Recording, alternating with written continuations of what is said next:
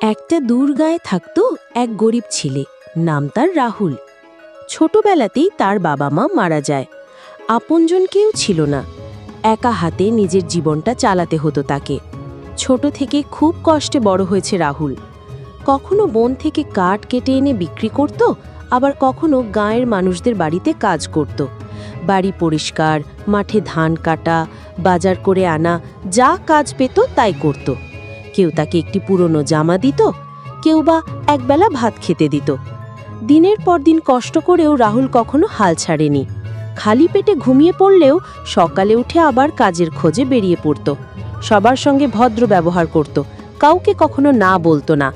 একদিন গ্রামের এক শিক্ষক তাকে দেখে বললেন, তুই পড়তে চাস? রাহুল লজ্জায় মাথা নিচু করে বলল, খুব ইচ্ছে করে, কিন্তু সময় আর সামর্থ্য নেই।